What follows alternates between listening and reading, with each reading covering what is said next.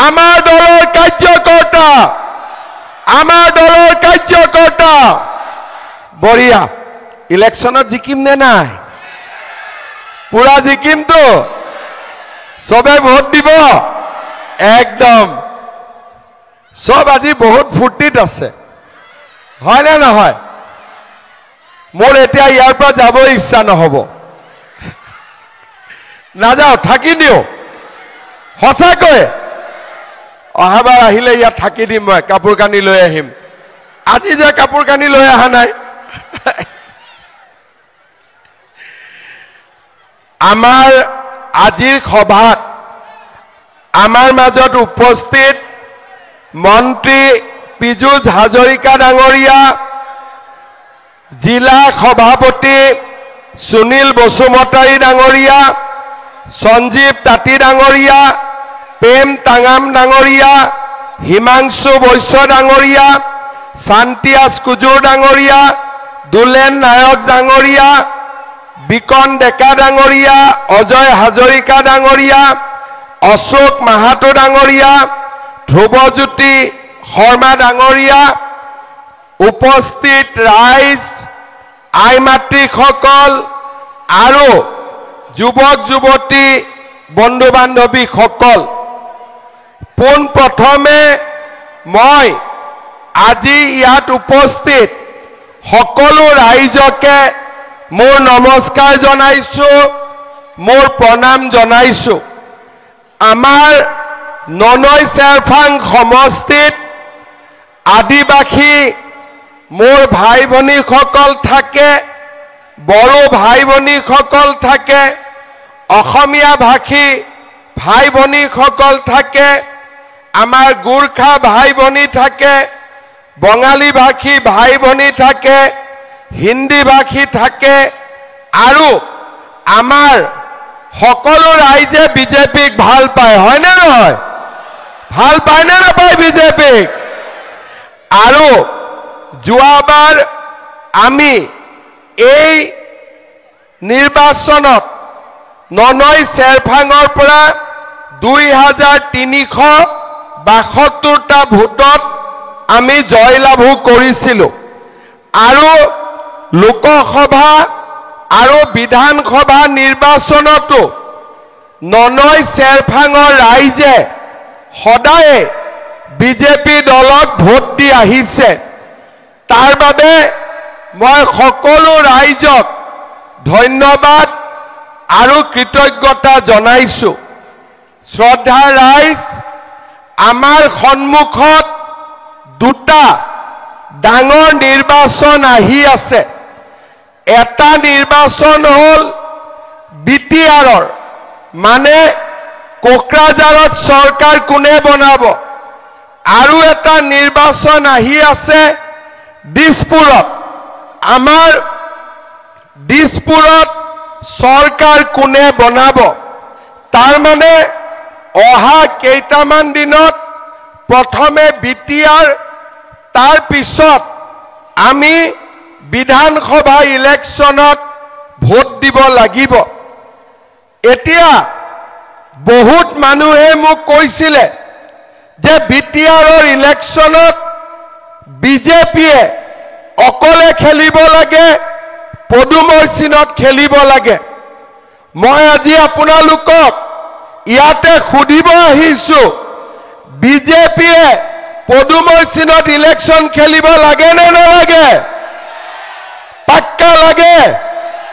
একদম আজি আমি ননৈ চেৰফাঙত অহাৰ আগতে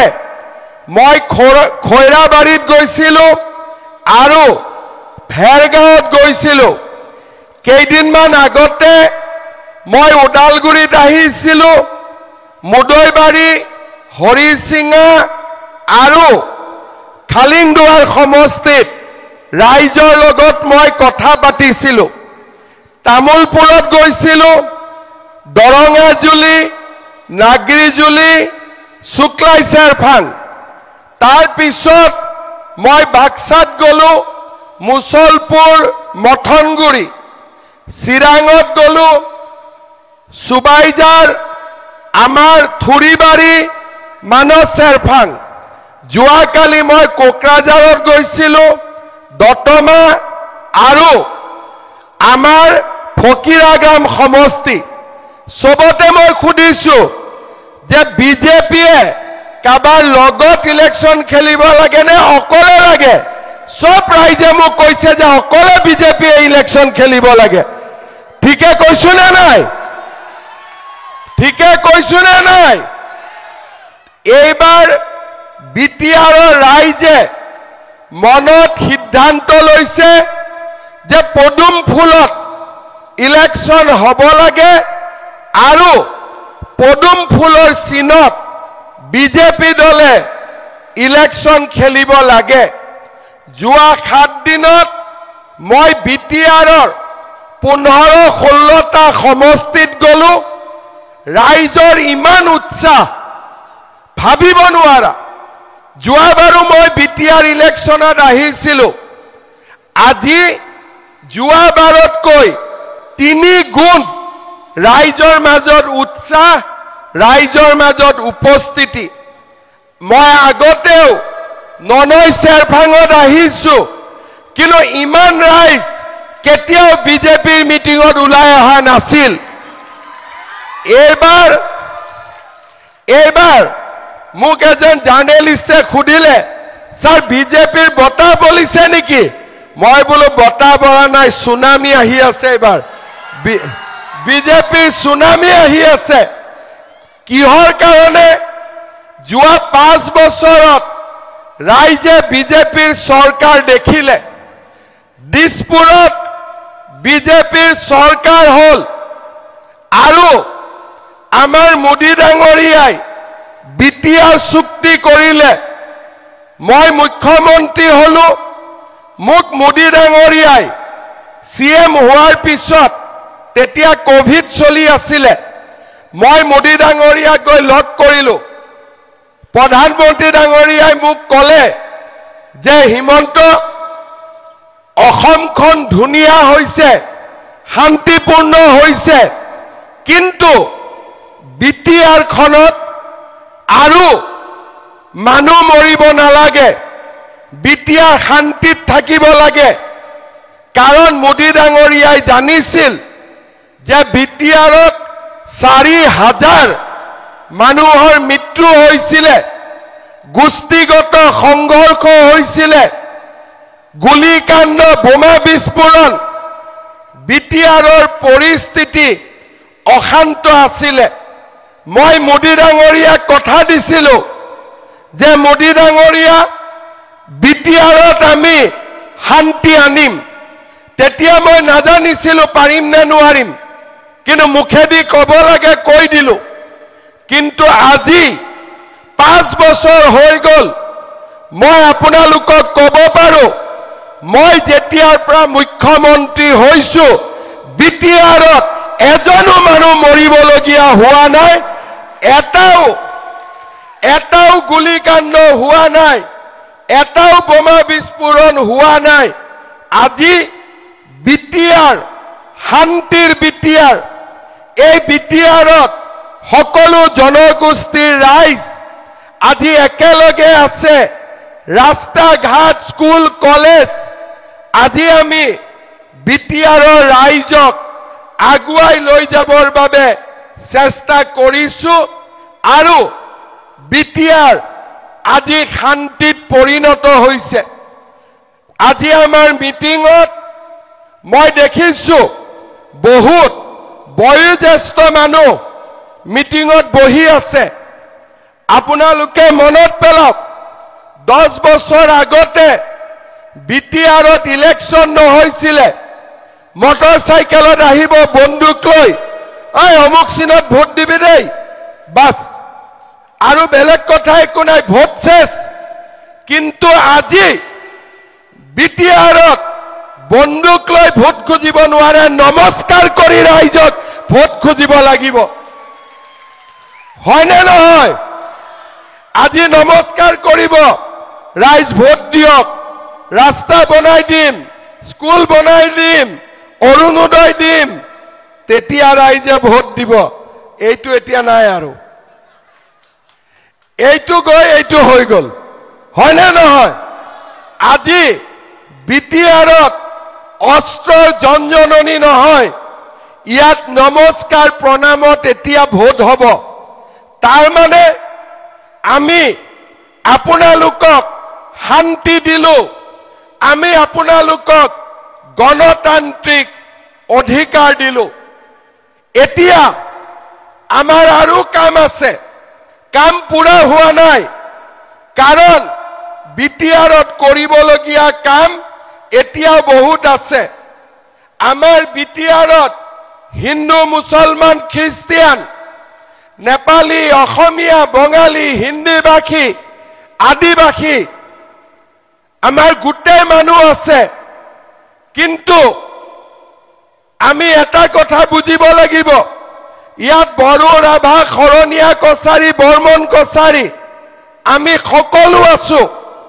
কিন্তু এটা কথা বুজিব লাগিব যে আমাৰ কিছুমান মানুহে আজিও বিটিআৰত আমাৰ মাটিৰ অধিকাৰ নাই আমাৰ এটাই কথা যি মানুহ বিটিআৰত জন্মিছে আৰু এই বিটিআৰতে মৰিব তেওঁলোক ক'ত যাব যদি ইয়াতে মই মাটি কিনিব নোৱাৰো ইয়াতে মোৰ মাটি মই লৰাক দিব নোৱাৰো ছোৱালীক দিব নোৱাৰো মোৰ ইয়াত মই কেনেকৈ কম বিটিআৰখন মোৰ বুলি সেইকাৰণে মই সকলো মিটিঙত কৈছো মোৰ দায়িত্ব যে বিটিআৰত ভৱিষ্যতে কোনো দ্বিতীয় শ্ৰেণীৰ নাগৰিক নাথাকিব সকলো প্ৰথম শ্ৰেণীৰ নাগৰিক বিটিআৰত হ'ব লাগিব চাকৰি সকলোৱে পাব লাগিব স্কুলত এডমিশন সকলোৱে পাব লাগিব কলেজত এডমিশন সকলোৱে পাব লাগিব অৰুণোদয় সকলোৱে পাব লাগিব ভিচিডিচি বৰালি মাছটো থাকিলে নহব ঠিক কৈছো নে নাই চৰকাৰে আঁচনি পঠায় আঁচনি ৰাইজৰ পেটত কম যায় ভিচিডিচিৰ পেটত বেছি যায় ঠিক কৈছো নে নাই মইতো বুজি নাপাওঁ অসমততো ভিচিডিচি নাই ইয়াতে আহি কয় ছাৰ ভিচিডিচিয়ে ফৰ্ম দিয়া নাই ভিচিডিচিয়ে অৰুণোদয় দিয়া নাই ঘৰ দিয়া নাই আৰে মোদীয়ে টকা পঠায় আকৌ মাজত কেনেকৈ বৰালি মাছ ওলাব অৰুণোদয় টকা মই দিওঁ বৰালি মাছে কেনেকৈ টকা খাব নিয়ম বদলিব লাগে নে নাই সকলো মানুহে অৰুণোদয় পাব লাগে নে নাই সকলো মানুহে ঘৰ পাব লাগে নে নাই বৰালি মাছ নোহোৱা হ'ব লাগে নে নাই ভিচিডিচিৰ পাৱাৰ থাকিব লাগে নে ৰাইজৰ পাৱাৰ থাকিব লাগে ৰাইজৰ পাৱাৰ থাকিব লাগে নে ভিচিডিচিৰ পাৱাৰ থাকিব লাগে সেইকাৰণে এইবাৰ ইলেকশ্যনত মোৰ এটাই কথা সকলো যি মানুহে 2003 চনৰ আগৰ পৰাই বিটিচিত বাস কৰে মাটিৰ অধিকাৰ পাব লাগিব প্ৰধানমন্ত্ৰীৰ ঘৰ গৰীব দুখীয়াই পাব লাগিব অৰুণোদয় মোৰ মাসকলে পাব লাগিব আৰু এই বিটিআৰত কোনো দ্বিতীয় শ্ৰেণীৰ নাগৰিক থাকিব নোৱাৰিব সকলো প্ৰথম শ্ৰেণীৰ নাগৰিক হ'ব লাগিব এই কাম কোনে কৰিব পাৰিব এই কাম অকল বিজেপিয়ে কৰিব পাৰিব আৰু আন কোনো দলে কৰিব নোৱাৰে ইউপিপিএল মোৰ লগত বেয়া নহয় মই ইউপিপিএলক ক'ব পাৰিলোহেঁতেন যে তুমি 30টা সিটত ইলেকশ্যন খেলা মোক 10টা সিট দিয়া হাগ্ৰামা মহিলাৰীক মই ক'ব পাৰিলোহেঁতেন যে তুমি 30টা সিট লোৱা মোক 10টা সিট দিয়া মই মুখ্যমন্ত্ৰী হ'ম তুমি মোক সাপোৰ্ট দিবা জামেলা খতম কিন্তু মই যদি মুখ্যমন্ত্ৰী হওঁ আৰু ননৈ চেৰফাঙত মানুহে যদি অৰুণোদয় নাপায়, ঘৰ নাপায়, মাটি নাপায়, মই মুখ্যমন্ত্ৰী হৈ থাকি কি লাভ পাম? মইতো একো লাভ নাপাওঁ। সেইকাৰণে এইবাৰ মই কৈছো, BPF-ও মোৰ শত্ৰু নহয়, UPPL-ও মোৰ শত্ৰু নহয়, কিন্তু একলা চলো আৰু পদুমত ভোট দিয়ক, পদুমৰ চৰকাৰ হ'ব আৰু ৰাইজৰ উন্নতিৰ কাৰণে আমাৰ সকলোৱে মিলি কাম কৰিব। সেইবাবে ৰাইজক মই অনুৰোধ কৰিম, এইবাৰ আপোনালোক একত্ৰিত হওক, জাতি ধৰ্ম বৰ্ণ নিৰ্বিশেষে সকলোৱে বিজেপি দলক ভোট দিয়ক। কেণ্ডিডেট যোন হ'ব, কিন্তু অৰ্জুনে যেনেকে চৰাইটোকে চাই আছিলে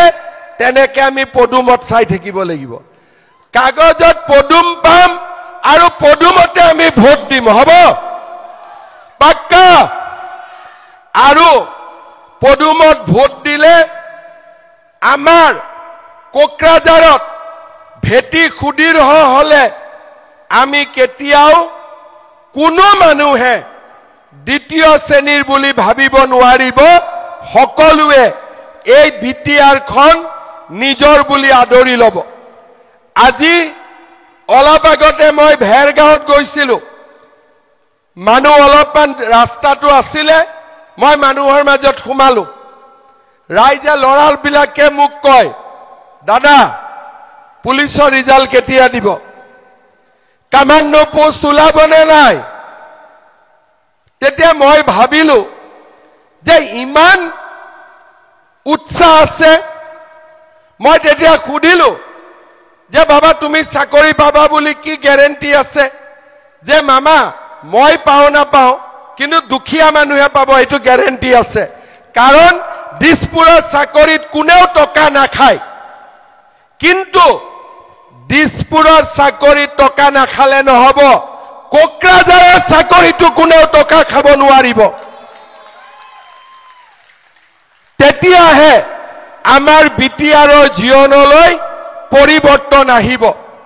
আজি অসমত যেনেকে মই টকা নোখোৱাকৈ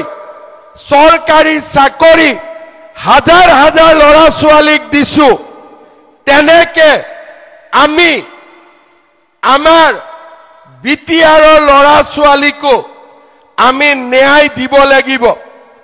আৰু যেতিয়া আমি বিটিআৰৰ ল'ৰা ছোৱালীক ন্যায় দিব পাৰিম, ল'ৰা ছোৱালীয়ে মনতে ভাবিব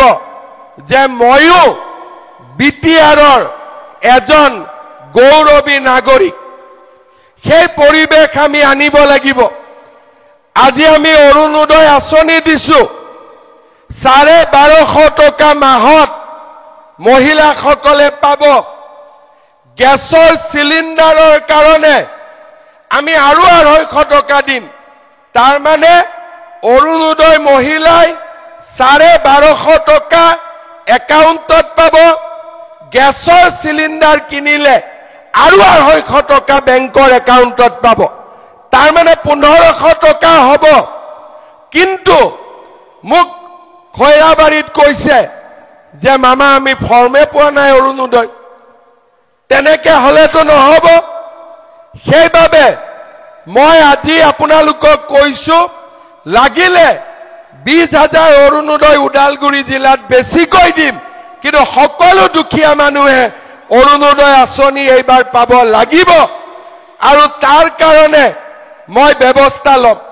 ননৈ চেৰফাঙত 7খন চাহ বাগিচা আছে। 7খন আছে নহয়? 7খন চাহ বাগিচাৰ সকলোৱে এটিকলি দুটিপাত আঁচনি পাব লাগিব। ছোৱালীয়ে নিযুত মইনাৰ আঁচনি পাব লাগিব। আৰু মহিলাসকলে মহিলা উদ্যমিতাৰ 10,000 টকা পাব লাগিব। লাগিবনে নাই? এতিয়া এই কাম আমি কেতিয়া কৰিব পাৰিম? যেতিয়া আমাৰ অসমৰ আন অঞ্চলৰ দৰে আমি বিটিআৰকো শক্তিশালী কৰিব পাৰিম। কেইদিনমান আগতে মই ওদালগুৰিত আহিছিলোঁ ডিসি অফিসত মোক ডিসিয়ে কলে যে স্যাৰ আপুনি কিয় আহিব লাগে আমিয়ে গলোহেঁতেন মই বোলো নহয় ওদালগুৰিত সকলো ৰাইজে চৰকাৰৰ যাতে আঁচনি পায় এইবাৰ মই নিজে আহিম বহি লম আৰু নিশ্চিত কৰিম যে আমাৰ ৰাইজে সকলোৱে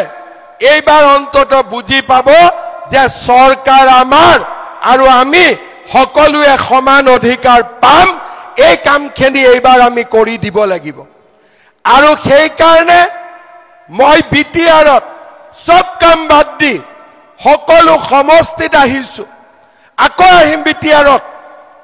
অহা কালিও মই তামুলপুৰ যাম পৰখি আকৌ বাক্সাত যাম একেদিন মই একো কাম কৰা নাই খালি বিটিআৰত আহিছো ৰাইজক এটাই কথা কৈছো যে ৰাইজ বিজেপিক ভোট দিম আমি সকলোৰে লগত মিলি চলিম বিটিআৰত কোনো দ্বিতীয় শ্ৰেণীৰ নাগৰিক নাথাকিব সকলো প্ৰথম শ্ৰেণীৰ নাগৰিক হিচাপে আমি এই বিটিআৰত থাকিব পাব লাগিব এইটোৱে হৈছে বিজেপিৰ দায়িত্ব আৰু বিজেপিৰ কৰ্তব্য শ্ৰদ্ধাৰ ৰাইজ আপোনালোকে এইবাৰ সকলোৱে ইলেকশ্যনত বিজেপিক জিকাই দিয়ক বিজেপিয়ে বিটিএডিত শান্তি আনিলে বিজেপিয়ে গণতন্ত্ৰক উভতাই আনিলে এতিয়া আমাৰ দায়িত্ব হল আমাৰ বিটিআৰত সকলো ভাষা ভাষী জাতি জনগোষ্ঠীৰ লোকক আমি একত্ৰিত কৰি এই বিটিআৰখনক আগুৱাই লৈ যোৱাৰ আৰু সেই কাৰণে এইবাৰ ইলেকশ্যনত মই নিজে আমাৰ মন্ত্ৰীসকলে কাৰ্যকৰ্তাসকলে যিমান পাৰে সকলোৱে কষ্ট কৰিছে যাতে আমি বিজেপি দলক বিজয়ী কৰিব পাৰো আৰু বিটিআৰৰ ৰাইজৰ সকলো সমস্যা আমি সমাধান কৰিব পাৰো শ্ৰদ্ধাৰ ৰাইজ মই বিশ্বাস কৰো এইবাৰ ৰাইজৰ যিমান উৎসাহ যি ধৰণে ৰাইজ ওলাই আহিছে এইবাৰ ইয়াত ৰিজাল্ট বিজেপিয়ে আটাইতকৈ বেছি সিট পাব তাত মোৰ কোনো সন্দেহ নাই ঠিক কৈছো নে নাই মই এতিয়া মই মাত্ৰ আপোনালোকক অনুৰোধ কৰিম যাতে সকলোৱে শান্তিৰে সমন্বয় ভাৱেৰে এই কেইটা দিন আমি সুন্দৰভাৱে আমাৰ সমাজখনক পৰিচালনা কৰিব লাগে যাতে আমি এই বিটিআৰৰ নিৰ্বাচনত এটা সুন্দৰ ফল আমি দেখুৱাব পাৰো শ্ৰদ্ধাৰ ৰাইজ মই ননৈ চেৰফাঙত অহাৰ আগতে আমাৰ পাৰ্টিক কৈছিলো যে আমাৰ কি ডাঙৰ সমস্যা আছে তেতিয়া তেওঁলোকে মোক কৈছিলে যে কলসি নদীৰ ওপৰত এখন আমাক দলং লাগে হয় নেকি কথাটো লাগে সঁচাই লাগে তাৰ পিছত তেওঁলোকে মোক কৈছিলে যে ঘগৰা আৰ্মি ব্ৰিগেডৰ সন্মুখৰ ৰাস্তাটো ধুনীয়াকৈ বনাই দিব লাগে তাৰ পিছত তেওঁলোকে মোক কৈছিলে Mangaldai Bhutiachang road MB road ডাঙৰ কৰি বনাই দিব লাগে হয় নে নহয় হয় ইয়াৰ পিছত তেওঁলোকে মোক কৈছিলে যে শুক্লাই নদী আৰু কালা নদীৰ ওপৰত বদলাপাৰা আৰু আন অঞ্চলক সামৰি দলং বনাই দিব লাগে হয় নেকি লাগে শুক্লাই আৰু কালা নদীৰ ওপৰত হয় না নহয় ঠিক আছে মইনাগুৰিত এটা মিনি পিএইচসি লাগে আৰু গেৰুৱাজাৰত এখন হস্পিটাল লাগে লাগে ওৰাংগাজুলি খেলপথাৰ য'ত এতিয়া আমাৰ মিটিং হৈ আছে ইয়াত এখন মিনি ষ্টেডিয়াম বনাই দিব লাগে ঠিকে কৈছে তাৰ পিছত ৰাইজে মোক কৈছিলে যে হাতীগড় হাইস্কুলখন ভাল বিল্ডিংও বনাই দিব লাগে হায়াৰ সেকেন্ডাৰীও কৰি দিব লাগে হয় নেকি তাৰ পিছত ৰাইজে মোক কৈছিলে যে সমৰাং নদীত যি গৰাখহনীয়া হৈ আছে তাত প্ৰটেকশ্যনৰ স্কিম কৰিব লাগে লাগে তাৰ পিছত জগন্নাথ কমিউনিটি হল আমাৰ ভুটিয়াচাং আৰু মাজুলী চাহ বাগিচাত বনাব লাগে সমৰাং যি ভূটানৰ কাষত ইন্টাৰনেশ্যনেল ট্ৰেড চেণ্টাৰ বনাব লাগে আৰু হাতীগড়ত আমি এটা ইনডোৰ ষ্টেডিয়াম বনাব লাগে আৰু জনতা হাইস্কুলত প্ৰাদেশিকৰণ কৰিব লাগে ঠিকে লিখিছে আৰু কিবা বাদ থাকি গল নেকি কলেজো লাগিব তই পঢ়িবিতো ষ্টুডেন্ট ওলাব না নাই কলেজ পাতিলে হা হা নিযুত মইনা কি হল মা 5th সেমতো লাগে আচ্ছা এতিয়াতো 3rd সেমে পাই আছে গতিকে 5th সেমতো দিব লাগে না আচ্ছা এটো এটা দাবী মোক সবে কৰি আছে ৰখ মই চাই লওঁ এখিনি মই কৰি দিব লাগে হয় না নহয় ঠিক আছে মই যেতিয়া ইলেকশনৰ সময়ত মিটিংত আহিম তেতিয়ালৈকে মই ইঞ্জিনিয়াৰ পঠাই সব ৰেডি কৰি থৈ দিম কোনটো কাম কেতিয়া হ'ব মই ধুনিয়াকৈ কৈ থৈ যাম হ'ব সকলোখিনি কাম হৈ যাব ননৈ চেৰফাঙৰ সমস্যা আমি সমাধান কৰি দিম ঠিক আছে পাক্কা বিজেপি জিকিব নাই লগত বিজেপিটোক পাহৰিব নালাগে হয় নহয় বিজেপিটো কিন্তু জিকিবই লাগিব পাক্কা জিকিব হেইটো মেইন কাম অহাবাৰ আহিলে ৰাতি থাকিব লাগিব নেকি ঐ ভন্টিহত লাগিব খানা টানা খোৱাবি আকৌ যেতিয়া থাকিব আহিম তেতিয়া খানা টানাই নবনাবি বনাবি ঠিক আছে তহঁত দুগৰাকীকে দায়িত্ব দি থৈ গলো হ'ব তহঁতে জেগাটো আহিব লাগিব চেল পিঠা বনিব হা কি কি আচ্ছা কি কৰিব লাগিব তাতে মই আহিব লাগিব বঢ়িয়া সবত আহি যাম ঠিক আছে কিন্তু বিজেপি জিকিব নাই হেইটো মেইন কথা এইবাৰ আমি বিটিআৰত বিজেপিক শক্তিশালী কৰিব লাগিব আৰু বিটিআৰৰ উন্নতিৰ কাৰণে বিজেপিক আমি সকলোৱে ননৈ চেৰফাঙৰ পৰা বিজয়ী কৰিব লাগিব ঠিক আছে মই ইলেকশনৰ সময়ত আকৌ আহিম আজি ইয়াত মই আহি আপোনালোকক সুধি গলো যে বিজেপিৰ টিকেট দিম নে নাই আপোনালোকে কলে দিব জিকিম নে নাই আপোনালোকে কলে জিকিব যেতিয়া আমি ক্যান্ডিডেট হম ইলেকশন সেপ্টেম্বৰত হ'ব দুৰ্গা পূজাৰ আগতে ইলেকশন হৈ যাব ইলেকশনৰ আগে আগে মই আকৌ এবাৰ ননৈ চেৰফাঙত আহি আপোনালোকক মাত কথা দি থৈ যাম হ'ব ঠিক আছে বৰষুণ দিব পাৰে অলপ খৰাং বতৰ হৈ আছিল কৃষকসকল কষ্টত আছিলে বৰষুণ অলপ দিয়া আৰম্ভ কৰিছে যদি খৰাং বতৰ হয় আমি কৃষকক সহায় কৰিম কিন্তু ভগৱানক প্ৰাৰ্থনা কৰিছো যাতে বৰষুণ আহে খৰাং বতৰ নোহোৱা হৈ যায় ঠিক আছে এইখিনিকে কৈ সকলোকে মোৰ নমস্কাৰ আৰু প্ৰণাম জনাই মই মোৰ বক্তব্যৰ সামৰণি মাৰিছো মোৰ লগত সকলোৱে একেলগে ক'ব ভাৰত মাতা কি भारत माता के नरेंद्र मोदी जेपी नड्डा अमित शाह ननाई